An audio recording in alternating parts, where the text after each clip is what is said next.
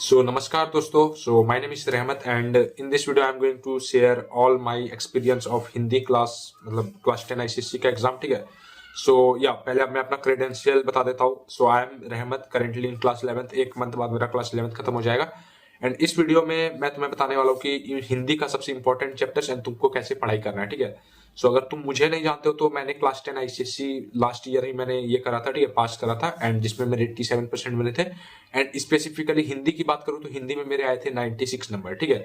So I M a perfect guy जो कि तुमको बता सकता है कि तुमको कैसे पढ़ना है हिंदी को. मैंने पढ़ा था. ठीक है. जो कि मेरा 96 आ गया एंड कौन कौन से वो इंपॉर्टेंट चैप्टर्स है जो कि तुम्हारे एग्जाम में आने वाले हैं, क्योंकि अभी एग्जाम का डेट बहुत कम बचा है. लाइक बहुत कम दिन रह गए एग्जाम में, तो तुमको इंपॉर्टेंट चीजें ही पढ़नी है.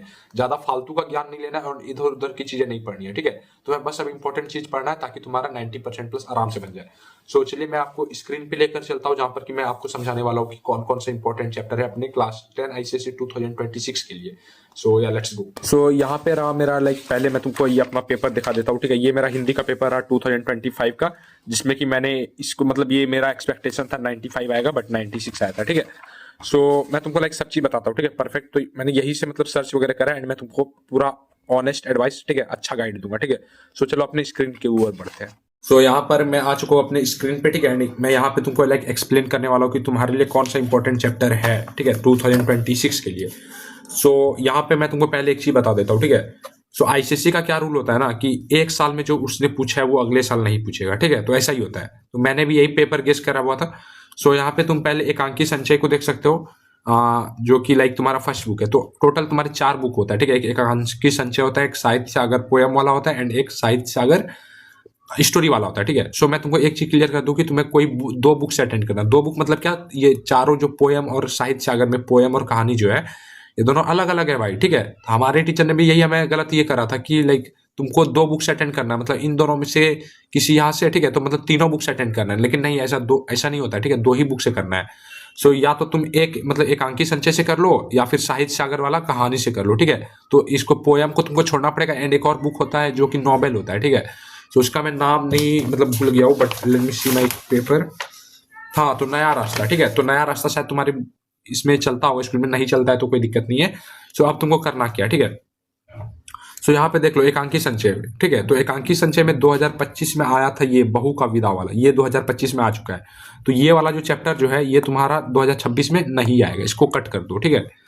तो ये वाला नहीं आएगा. उसके बाद आगे ये देखो, आगे है मातृभूमि का मान. तो ये भी 2025 मतलब हमारे एग्जाम में आया था. तो इसमें टोटल 6 चैप्टर है. तो यहाँ पर ये इसको भी ये कर दो, ये भी हमारा नहीं आएगा. ठीक है. तो इसको भी तुमको नहीं पढ़ना है, इसको पढ़ो ही मत. ठीक है. भरोसा रखो, मत पढ़ो. उसके बाद ये रहा एक दीपदान, ये भी हमारे एग्जाम में आ चुका था. तो ये तुम्हारे एग्जाम में नहीं आएगा. तो अब बचे कितना, अब जितना चैप्टर बचा, ठीक है, इसको तुमको सही से पढ़ लेना. ये सारे 2024 में आए थे एंड 2024 तो मतलब 2021 में भी आया होगा. तो ये सब तुमको भाई पढ़ लेना है. ठीक है. ये जितना भी मैं हरा पेन से कर रहा हूँ ना, तो इसको तुमको पढ़ लेना है. लेकिन एक सेकेंड, जितना भी ग्रीन पेन से हाईलाइट कर रहा हूँ ना, इसको तुमको पढ़ लेना. अभी मार्क कर लो अपना बुक में, इसको तुमको पढ़ना है भाई. ठीक है. क्योंकि यही से पेपर आएगा, यही वाला आएगा. सो इसको पढ़ लो, इसको पढ़ लो, सूखी डाली को पढ़ लो एंड उसके बाद मातृभूमि की एक सांझ, इसको पढ़ लो. बस भाई तेरा नंबर मतलब तेरा यही चैप्टर रहेगा. ठीक है. एक संस्कार और भावना, एक सूखी डाली और एक महाभारत की एक सांझ. तो ये तुम्हारा 3 चैप्टर आने वाला है. आगे अब चलो मूव करते हैं साहित्य सागर कहानी पर. तो कहानी में तुम्हारा पहले कौन सा नहीं आएगा मैं तुमको ये बता देता हूँ. तो बात अठन्नी की 2025 में आ चुका है. तो ये इसका मतलब कि इसमें नहीं आएगा. ठीक है. अब तुम्हारे एग्जाम में नहीं आएगा. अब फिर देख लो ये काकी भी हमारे एग्जाम में आ चुका है. तो ये भी तुम्हारे में नहीं आएगा. तो यहाँ पे हमारा टोटल 10 चैप्टर होता है. ठीक है. एंड उसके बाद ये अपना अपना भाई, अब देखो ये हमारे ईयर में नहीं आया लेकिन 2024 में आ चुका है. तो ये भी नहीं आएगा. ठीक है. जितना भी ये मैं कट कर रहा हूँ इसको तुमको नहीं पढ़ना है. उसके बाद बड़े घर की बेटी पे आते हैं. बड़े घर की बेटी में ये वाला जो चैप्टर है ये भी 2024 में आ चुका है. तो ये भी नहीं आएगा. ठीक है. उसके बाद आ गया भीड़ में खोया आदमी. भीड़ में खोया आदमी कहाँ खोया नहीं पता, लेकिन 2024 में आ चुका है. तो ये इसमें हमारे में नहीं आने वाला है, 2026 में नहीं आने वाला है. ठीक है. 2 कलाकार ये भी आ चुका है. तो ये भी तुम्हारे में नहीं आएगा. उसके बाद बाकी ये जो जितने भी चैप्टर बच गए, ठीक है, महायज्ञ का पुरस्कार, इन सबको पढ़ लो भाई, क्योंकि यही आने वाला है तुम्हारे एग्जाम में. ये 3 नहीं 4 चैप्टर होना चाहिए. ठीक है. 4 चैप्टर को पढ़ लो, 4 में से कोई 3 चैप्टर आ जाएगा. समझ गए ना. बस तुमको इतना ही पढ़ना है, हिंदी में इतना ही पढ़ो, ज्यादा पढ़ो ही मत, ठीक है। प्री बोर्ड वगैरह का उतना टेंशन मतलब, बस ये 4 चैप्टर पढ़ो। एंड कैसे पढ़ना है ये मैं तुमको आगे बता रहा हूँ, ठीक है। पहले तुम ये देख लो कौन कौन सा। महायज्ञ का पुरस्कार, नेताजी का चश्मा, भेड़े और भेड़िए और संदेह, ये तुम्हारा 4 चैप्टर आने वाला है, ठीक है। अब चलो मैं तुमको मूव करता हूँ साहित्य सागर पोयम वाले पद भाग पे, ठीक है। तो यहाँ पे अभी हमारे पास 10 चैप्टर है एंड तुमको कौन कौन सा नहीं पढ़ना है। साखी 2025 में आ चुका है, इसको नहीं पढ़ना है, ठीक है। उसके बाद स्वर्ग बना सकते हैं, ये भी 2025 में आ चुका है, नहीं पढ़ना है। मेघ आय 2025 में आ चुका है, नहीं पढ़ना है। विनय के पद 2024 में आ चुका है, इसको भी नहीं पढ़ना है, ठीक है। चलना हमारा काम है, नहीं पढ़ना है। मातृभूमि मातृ मंदिर की ओर नहीं चलना है भाई, अभी नहीं चलना है, एग्जाम तक मातृ मंदिर की ओर नहीं चलना है। अभी किधर चलना है, अभी मैं बताता हूँ, ठीक है। अभी तुमको गिरिधर की कुंडलियों को अच्छे से पढ़ना है, ये वाला पक्का आएगा, पक्का गारंटी ले लो, ठीक है। ये वाला पक्का आएगा, इसको पढ़ लो। उसके बाद फिर ये रह गया वह जन्मभूमि मेरी, ये भी तुम्हारा पक्का आने वाला है, इसको भी पढ़ लो। लाइक जिन जिनको टिक कर रहा हूँ यहाँ पे, इसको उसको पढ़ते जाओ, ठीक है। उसका सुर के पद, ये भी तुम्हारा आने वाला है, तो इसको भी पढ़ लो। उसके बाद फिर एक रह गया हमारा भिक्षुक, ये भी आने वाला है, तो इसको पढ़ लो। ये 4 चैप्टर पढ़ लो, ठीक है। यहाँ पे ये देखो 4 चैप्टर पढ़ लो, इसमें से गिरिधर की कुंडलियां, वह जन्मभूमि मेरी, सूर्य के पद और भिक्षुक, ये 4 चैप्टर पढ़ लो यहाँ से पदभग से, ठीक है। पदभाग से, साहित्य संचार से, ठीक है। साहित्य सागर जिसको बोलते हैं आज, अभी पहले संचार बोलते थे। एंड फिर देखो साहित्य सागर की कहानियों में से महायज्ञ का पुरस्कार, नेताजी का चश्मा, संदेह और भेड़ और भेड़िया, इन चारों को तुमको पढ़ लेना है, ठीक है। एंड बाकी यहाँ पे देखो जितना भी ग्रीन वाला है, एकांकी संचय, संस्कार और भावना, सूखी डाली, महाभारत की किसान, तुमको इन तीनों चैप्टर को पढ़ना है, ठीक है। तो इनमें से अब तुमको 2 ही बुक में अटेंड करना है, लाइक राइट। तो इसमें से तुमको अभी और भी मैं तुमको छाड़ देता हूँ, ठीक है। तो एक बुक का तुमको, अब मैं तुमको बताता हूँ तुम्हें क्या पढ़ना है और क्या नहीं पढ़ना है, मतलब कौन सा बुक तुमको पढ़ना है, ठीक है। तो कोई 2 सा बुक पढ़ना है, या तो तुम साहित्य सागर का पद भाग पढ़ लो जो कि पोयम वाला होता है, और एक कहानी पढ़ लो, या फिर तुम एकांकी सच्चे पढ़ सकते हो और फिर साहित्य सागर का कहानी वाला, ठीक है। तो एक चीज कंफ्यूज मत करना कि साहित्य सागर का पद भाग और स्टोरी और कहानी ये दोनों एक है, नहीं एक नहीं है भाई, ये दोनों अलग अलग है, ठीक है। इसको अलग बुक में कंसिडर किया जा सकता है। जो हमारा मतलब जो राइटर था ना भाई, वो पैसे बचाने के चक्कर में बुक को मिक्स कर दिया, ठीक है। सो ऐसा ही रूल है भाई, ऐसा ही रूल है, ठीक है। तो तुमको इसी को फॉलो करना है।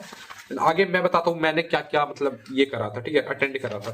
तो नया रास्ता गलती से भी अटेंड नहीं करना, बहुत हार्ड है भाई, बहुत हार्ड है, फट जाएगी तुम्हारी, ठीक है। तो इसको अटेंड नहीं करना है भाई बहन जो भी देख रहे हो, ठीक है। सो एंड देन मैंने क्या अटेंड करा था, मैंने एकांकी संचय, हाँ तो मैंने एक एकांकी संचय से अटेंड करा था। एंड पद भाग जो होता है जो कि पोयम, वो मैंने अटेंड नहीं करा है, ठीक है। हाँ तो मैंने ये लाइक स्टोरी का अटेंड करा है 4, उसके बाद फिर एक मैंने एकांकी संचय से करा है। तो अब तुमको क्या करना है मैं तुमको बता रहा हूँ।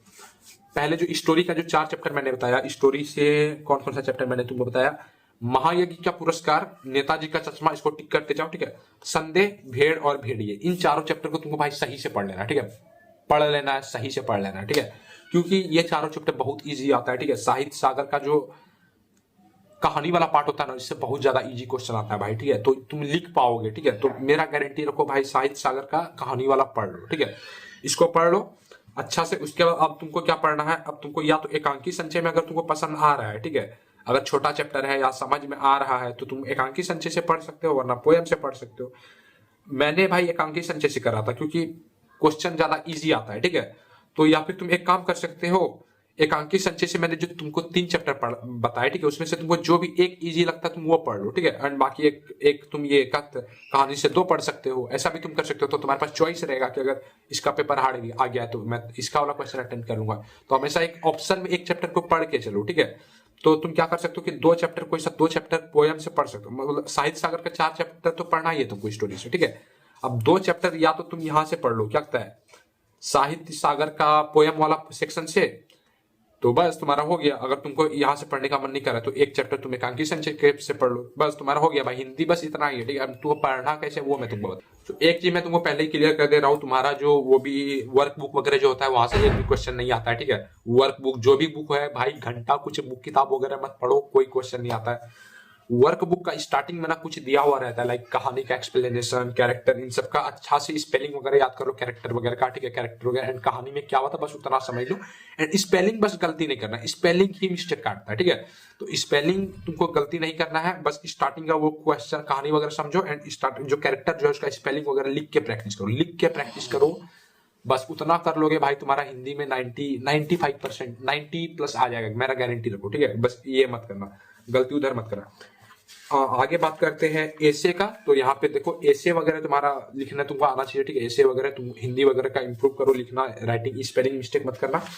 एंड बाकी तो नंबर बन जाएगा। ऐसे में पैसेज वगैरह काफी ज्यादा इजी रहता है, तो पैसेज का जितना भी आंसर होगा ना अपने वर्ड में लिखना, ठीक है। ये नहीं कि तुम यहाँ से मतलब पैसेज का जो पैसेज दिया हुआ है यही से उठा के मत डाल देना भाई, मतलब डाल सकते हो लेकिन ट्राई करना अपना लैंग्वेज, मतलब थोड़ा बहुत उधर उधर करके, ठीक है, लिख देना, ठीक है।